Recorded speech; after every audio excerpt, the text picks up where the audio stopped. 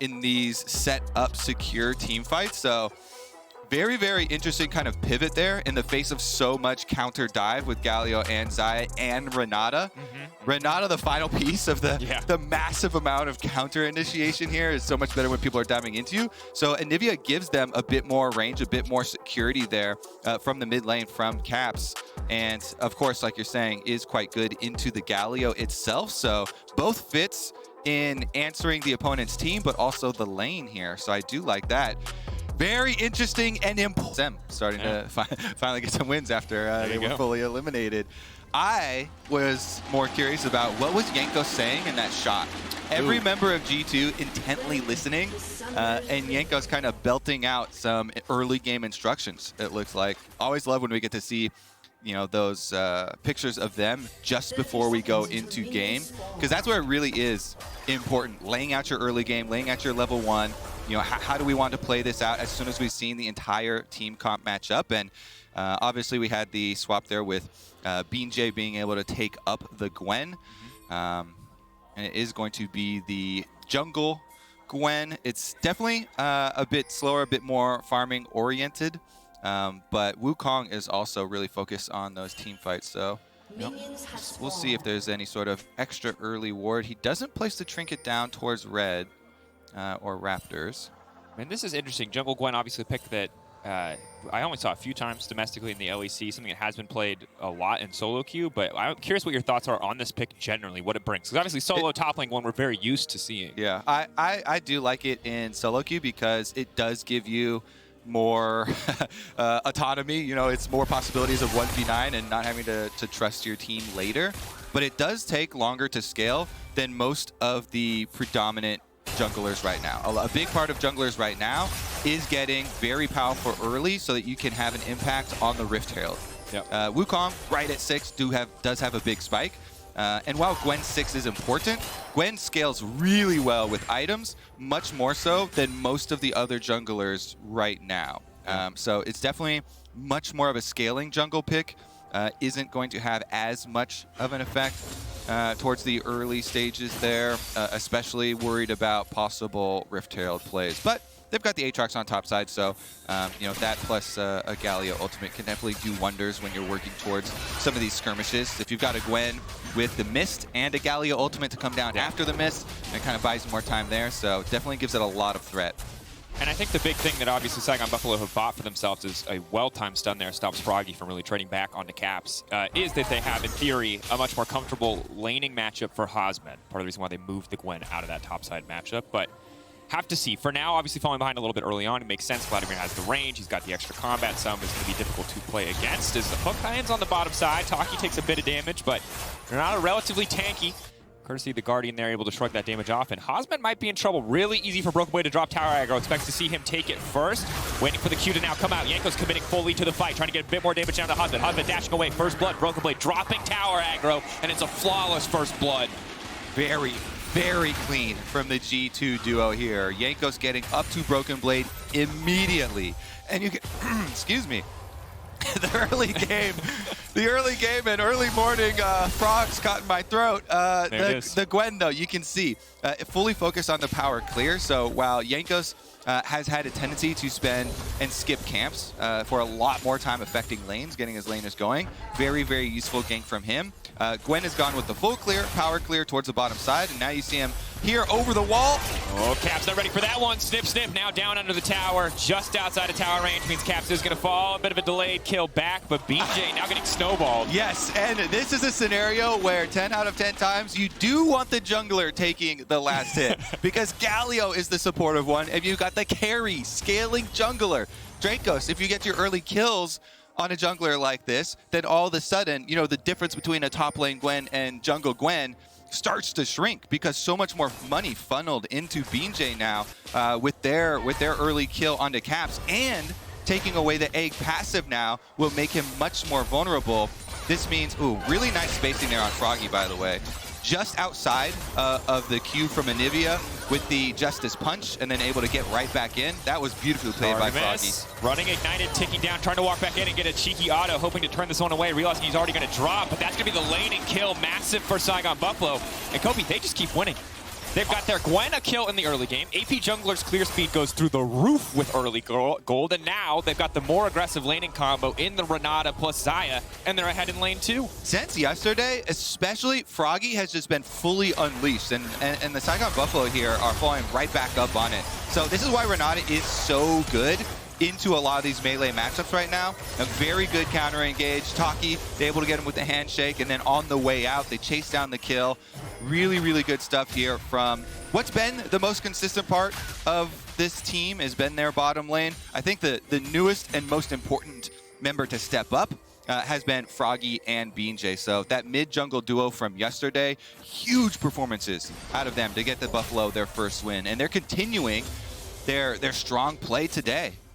Certainly are, and I think incredible to see this early game come out. I was concerned a little bit, honestly, after that topside gank. It played so well. I started to wonder, oh, is Jankos going to pull ahead? But now BJ, you can see individually, 1 kill as well. Matching, his clear speed is still going to be insane. The bot lane is going to be in trouble. So hard to play against the Xayah with any kind of advantage. And while Targamas is trying to roam, SAIGON Buffalo are responding.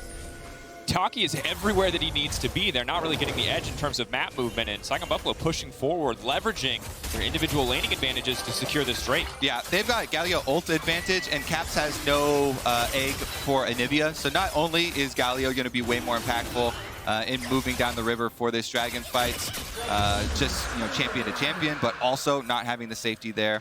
ANIVIA does not want to get caught out early on, especially with no passive. So they only, for the side of G2, get Jankos over to that red buff.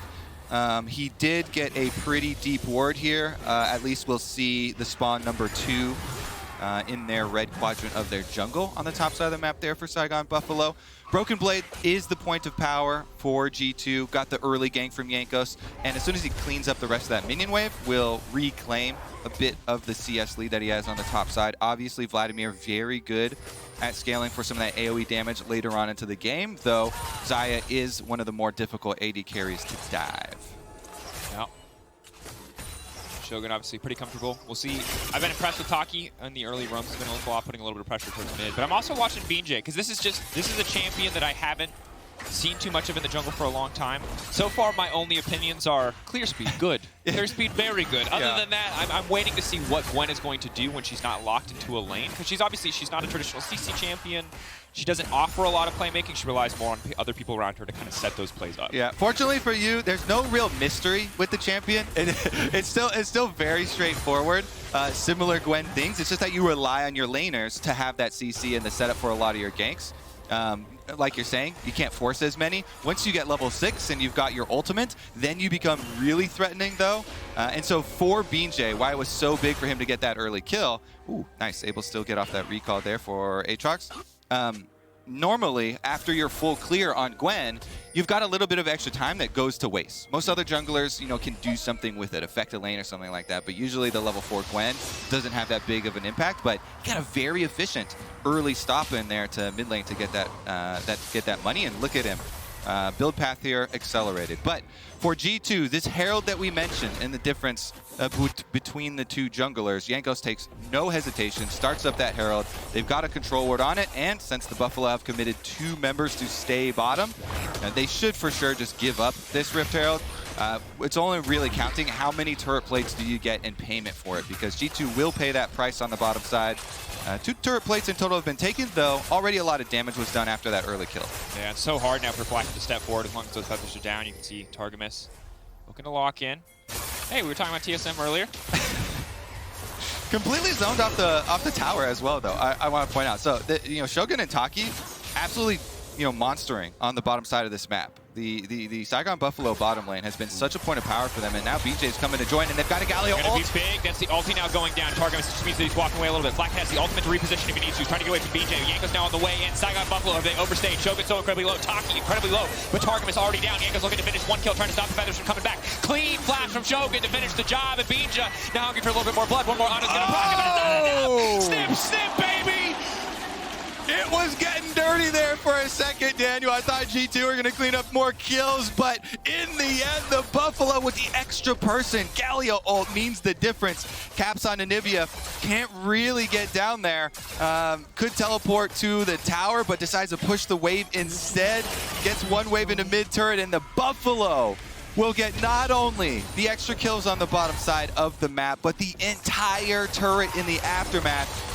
Look at the start of this dive. So they were not ultimate to keep Targamas decently close, but then just outside of that Galio range, and they take a lot of tower shots. BJ is trying to do a lot of work on this top side versus Jankos and Flacket, keeping them out of the actual tower dive itself. But once Janko gets back in there for the double kill, starts to look like G2 are going to get a decent amount of money back until BJ on this Gwen jungle. Riftmaker already done. Got Guess the what? Riftmaker. Got the free boots. This man is zooming. This is your solo queue jungle Gwen. This is the dream. When you get 3 early kills on this champion, Riftmaker 10 minutes into the game, yep. This is huge jungle game for him. Yeah, I'd say for EU fans, that definitely qualifies as a scare prize. Don't forget to grab your exclusive scare prize Prime Gaming emote so you can strut when you flash in and turn a fight, or when you lose slowly to a 3-0 Gwen. All things are available here in this context. Jankos, of course, did get 2 kills, but Flacket. Hold that thought. Flacket has cleanse, but I don't think he wants to use any summoner spells here. He knows he's down, and BJ now on a rampage. They are feeding Gwen every kill across the map. Yeah, you have to respect that there's no tower left for you for G2. They've lost so much defense so early on into this game, and the Buffalo punish again. Roam down to the bottom side. Now they're roaming up towards mid. Can Taki get him? Taki locks him down. That's going to be the handshake. Now here come the scissors. Oh no, that's a sad time to have the passive back up. Shogun grabbing the kill. SAIGON Buffalo completely out of contention. G2 playing for a guaranteed chance at a tiebreaker, but it is SAIGON Buffalo who are playing the better League of Legends right now. They're absolutely smashing G2. This is insane! The Buffalo are destroying G2, getting flashbacks to 2019 when they 2-0 G2 at that MSI. Jankos, though, the strong member on the team, has the Divine Sunderer. Top side, their strongest point compared to the rest of the map. Maybe they can get something done here, but Jankos getting pulled back by the chains. Tower shot will not finish it. The bastion of hope for G2 has been their successful plays on the top side of the map. Jankos plus Broken Blade combining yet again for another successful gank, but it does come at the cost of second Dragon, only 12 minutes into the game. Very quick pace here for the SAIGON Buffalo, and with the amount of gold lead that they have accrued for themselves, they should be able to continue stacking and push this ahead. Jankos, though, pop this Rift Herald, get as much money into Broken Blade as you possibly can. They're actually just going to leave it here and let the tower deny a little bit more as far as the minions. They get out, they want to overstay their welcome. It's important when you're trying to make comebacks in games like this, not to overstay, not to, rush it too much and get too greedy. A lot of comebacks really come in multi-step process. And it's going to be, there's going to be a few more steps in this multi-step process, most certainly. I think the big concerning thing is if you look at the riff we've rolled, well, you know that the cashers are excited because in this house we stand Hextech. However, if you're a G2 fan, you should be concerned because let me tell you what would be great for a turbo-fed Gwen and Azaya, it would be Hextech Soul. So something G2 absolutely have to respect. Yes, they are a late-game team-fighting powerhouse with the Wukong and a Vladimir, but as long as Gwen is far enough ahead of the clock, she doesn't really care about anybody. And here's where you can also put your spotlight on that final pick, the 5th pick, ANIVIA. As we said, it's so different from the rest of the G2 comp, where ANIVIA gives you a lot more wave clear and gives you some stalling if you need it. Turns out they are going to need it in this game. And SAIGON Buffalo don't have the perfect delivery system for a Galio. Gwen and Aatrox kind of walk their way into your team. They can walk a little bit faster sometimes, get Ghost or Flash in there, but it's not as direct a delivery system as sometimes you see with the super heavy dive. So G2 do have options for stalling and trying to get to those breakpoints that you're looking for with the rest of their carries. Yep. Time is the name of the game, as the gold lead is pretty sizable at this stage, 3K. And again, depending on the context, Broken Blade pretty strong individually, has the Cosmic Drive, will be a big threat on the side lane. G2 yet to really find any kind of footing in team fights. Losing out in lane prio means losing out on tempo, on pushing in and generating this kind of vision. You can see BJ moving on the top side. I thought he was going to drop a ward. He didn't have a ward. He wanted to ward, but he could not. And you can see total vision control on the top side of the map from SAIGON Buffalo. And what we're going to see is a focus from Saigon Buffalo on suffocating G2 as far as the vision goes. BJ is actually just going to walk at them. Jay Hosmed off to the side. That's going to be the TP coming in from the Aatrox. Targamas locked up by the Infernal Chain. Well-placed Q2 to make sure they get the pull back, and that's Targamas getting knocked down. Yeah, it's too scary, Daniel. The Gwen just runs right at your face. Aatrox here as well, jumping over the wall. Hosmed follows it up. And G2, they're going to have to spend every ounce of wave clear that they have to continue delaying.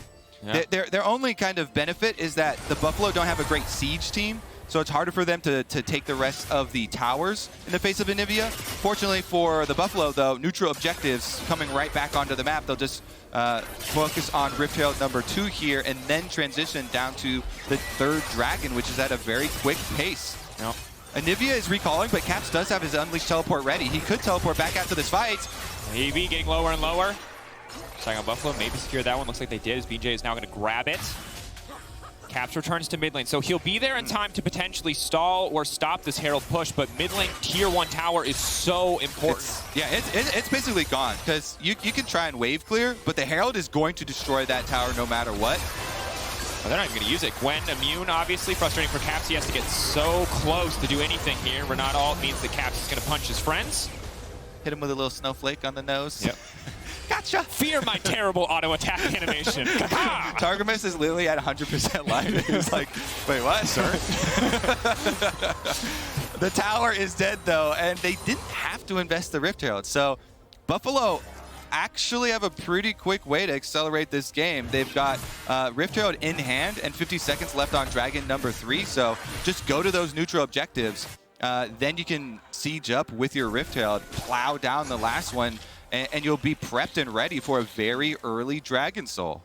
And Gwen Xayah, both ahead of the clock in terms of itemization, means that Wind Baron is an option. Saigon Buffalo are going to have no problem taking that one down pretty quickly. G2 really have to play carefully here. 4K gold lead. Saigon Buffalo slowly but surely extending this lead as G2 trying to group, trying to force, trying to stall what feels like an inevitable Dragon Soul. A little bit of damage coming out, forcing an early flash from Taki. Good heads-up play. Gwen now immune in the engage coming out. Jankos might just have to use the ultimate so the rest of his team can escape. Infernal Chains coming in. Flash is going out. G2 have burned all their resources just to walk away from the fight. Flack is moving into the box side, but doesn't have enough damage to get anything done. Saigon Buffalo having a hell of a time in a fight, but now Hosmed is isolated. The Aatrox healing is big. Oh god, it's flashbacks to the Shy. And G2 are running for the hills. One more chain gonna land. Caps taken down. Hosmed still standing. BJ up as well. So far, G2 only losing Targamas, but now the rest will fall. 3 members down in an instant, traded for the life of Hosmed. Saigon Buffalo are rolling G2. Vietnam is here to stay, Daniel. The Saigon Buffalo crush G2. They'll pick up the Dragon Soul points, and they're going to take more than that. Rift Herald is also popped. It's so terrifying for G2. We'll get a replay, I'm sure, but the start of that fight is just them running and burning all of their cooldowns just to get away. But Saigon Buffalo don't let them get away, Kobe. They just keep going for more. They certainly do not. I think we undersold the Gwen and Aatrox running at you strategy because it is terrifying. BJ and Hosmed right over the top of that wall. Huge, huge chase down, and G2 scrambling to get out of their own jungle here, unable to do so. BJ just nice hook, immunes it, and then charges forward right on Jankos. As you said, the defensive ultimate from Jankos to try and buy space, but then they just flash in. Froggy following with the Galio, creating so much space behind these 2 divers. And then while Broken Blade is left alone, trying to take down the backline over there, they still have the Galio ultimate to protect Shogun. And so he's not able to get the assassination off. Hosmed lives so long with the Aatrox killing and able to egg Caps really early into this fight. So BJ, even though he gets low there on the Gwen, snip, snip, heals right back up, chops them all right back down to size. And this game is out of control so quickly. Hosmed with the massive Aatrox damage. And if you also value damage taken, damage soaked as a frontline, which I do. He's also right up there on the very top of that chart with all of the healing he was able to output. Huge stuff there from Hosmed. Gore Drinker, Hex Drinker Shield as well coming in for him. And I think at this point, you look at the itemization, and it's just so hard for G2 to do anything. They even had 3 members in Saigon Buffalo fighting into a funnel, fighting into a fully charged ANIVIA ult, and they could not get a winning fight. They could not get an advantageous situation. So Things are only going to get more difficult. Sole point on the board for Saigon Buffalo. Jankos can look to get something done. He is still strong individually. A bit behind in terms of XP, but in terms of itemization, he is very much ahead. Froggy now running as Jankos wants to finish this kill in isolation. Shogun coming down. Galio going to try to use him to escape it. Jankos is on a CC, so Froggy's tick, he's still standing. Froggy leaps to safety. The Saigon Buffalo team, I want to take a moment too as well, because so much emphasis has been put on learning at this international event, for the super young members of Evil Geniuses. But as well, this Saigon Buffalo team, overall, they are the youngest average age of any team here at MSI. And the point earlier about being able to play better when the pressure is off, yes, they have technically been eliminated where they cannot advance to the next stage of the game. So much of what you learn at these international events is that your opponents, even these Pool 1 seeds, are just other humans. And you can take them down if you play with confidence like this. You can definitely succeed. And they're doing just that. After yesterday, it really feels like this Buffalo team is on a much, much steeper power curve. And just a reminder about how quickly perceptions of teams and your impressions of teams can change in the context. G2 were the best team in the world for the first 2 days of this tournament. And now people are like, oh, wait, how good are they? How good are they really? They're falling down. Saigon Buffalo, maybe we thought they could be upset. We thought they might be better than the PCS. Then we didn't think they're that good. And now they're going to look for 2 upsets in the context of the last few days. Things change so quickly. G2 were the drafting team. This ANIVIA was part of the reason why we're like, G2 are the drafting team. But now it is the Gwen flex pick in the draft from Saigon Buffalo that is doing work. Best of ones can be very fickle. And so much of international events is also adjusting to metas and changing to what you're seeing from these different international pockets, basically in the adaptations of their champions pool. So really, really great stuff there from the Buffalo. And G2, yeah, as you mentioned, the bigger they are, the harder they fall, I guess, as far as the win streak turning into a loss streak now. Yeah. EU fans brought up just to be brought right back down. We'll see how G2 fare in the rest of the day and how they fare in the rest of this game, as for now, Saigon Buffalo appear to be winning team. That said, Broken Blade good in these extended fights, has the Cosmic Drive, moving away from the Q3, well-timed pool. Hosmed still has a bit of healing coming in. He's got the Moss, so that's extra spell ban, but Jankos on the way means, it might not mean anything. That is one beefy Aatrox. He's going to try to heal up. That's the Q3. No, he doesn't have enough time. He doesn't have enough cooldowns. But in the meantime, Saigon Buffalo pulling the trigger on this Baron. Shogun trying to generate a little bit more space. Walking away. Wall goes down, but he manages to get past it somehow. Oh. There's the ulti. They're flashing away. The taunt coming out from Galio as well. But all the major CC is gone. Maybe, just maybe, G2 can get something done. It is not a jinx. This is huge. It's not a miracle steal, but they've managed to stall the Baron while getting a pick on the bottom side. Broken Blade still taking a tower. That's huge for G2. To be able to get the kill off, sending Jankos bottom and delay the Baron. They don't have to give up anything on the other side of the map, and these are objective bounties. Because the Buffalo are so far ahead, being at Soul Point, plus all of the gold lead, objective bounty and the kill for the pickoff here for G2, and 0 response from the Buffalo because a very nice stall on that Baron. Caps with this ANIVIA did have to flash, but with the wall, with the range and the AoE here, again, what they drafted with their final pick was so much stalling. That's step 1. Again, see if they can pull it off here, though. 7 seconds left on the Dragon Soul. This is going to be huge. Better practice your smites. Eyes on Jankos, 4-2-2. He and Broken Blade, the sole strong points on the team at this moment. Hosmed waiting off to the side, not sure what the blast cone respawn timer looks like, but he may just be able to dash over the wall here in a moment. Just poking, just harassing, ready to leap in, and that's going to be the World Ender. Flacken now caught in the Infernal Change. He will get pulled back and beat ya. Oh, he just sees a meal. He just sees him waiting for him. Snip, snip. Broken Blade now healing up. Does he have the pool? No, he does not. He just gets cut down. That's going to be the soul.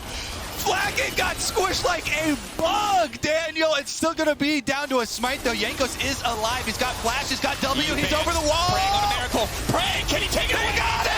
He buys time. A brief glimmer of hope. Yes, Saigon Buffalo may take the Baron, but G2, they've held on to hope for now. Oh, my goodness. That is still going to be Baron for Saigon Buffalo, but Jankos at least saves the soul going over.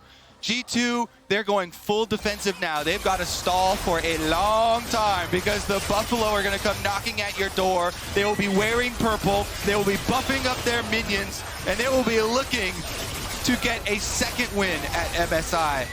G2 need to hold. G2 need to stall. G2 need to buy as much time as humanly possible because the Saigon Buffalo are coming, and they have not stopped once in this game. 6-0-6 for BJ, 4-0-6 for Shogun. This team is unstoppable. Flackett too close to that wall, I have to say. They saw the first Aatrox Q come through on Broken Blade. He gets hit, and Flackett is still here. He goes over to Q the Aatrox. Cosmet just jumps over, lands the chain. Beautiful Infernal Chain, and Flackett tried to flash into the corner. He does not flash to the side of the Infernal Chain area. He gets pulled back. He flashes still inside the Infernal Chain area, gets pulled back and annihilated as the Galio ult comes down. But as low as G2 got there, Jankos saves the day. That was a long time with a low health dragon, and he ended up getting it. Makes it work. Targamas getting pulled back, half his own wall, potentially turning him against him. That's going to be the ulti now coming out. Jankos on the retreat. The entire team now pulling back as Saigon Buffalo relentlessly pushing in this mid lane. Good news is they have the ANIVIA. If any champion can stop a Baron Siege, it is certainly this one. But Jankos waiting off to the side, looking for any kind of window of opportunity. BJ now immune, potentially overstaying. Galio coming in G2. I don't think you can take this fight. You can't afford to leave your base. Caps and Egg on the other side of the wall is just going to get cut down. G2, all you needed to do was buy time, but you picked a fight anyway, and now everything has fallen apart. G2, the last glimmer of hope, the steal from Jankos amounts to nothing because Saigon Buffalo will not stop. Yes, they are 1-7, but you cannot afford to underestimate the VCS. This is Vietnam Unleashed! Another win at MSI. The Saigon Buffalo are coming for those Nexus turrets. Broken Blade and Targamas will be the only G2 members left alive to try and defend. Oh no, for G2. Another crushing defeat. They found 4 victories in this stage, but they will find 5 losses back to back to back to back. This one at the hands of the Saigon Buffalo. They're not even worried about the champions. They close the game out with confidence. Think about it. Yesterday, Saigon Buffalo on the brink of taking down RNG. Then they get their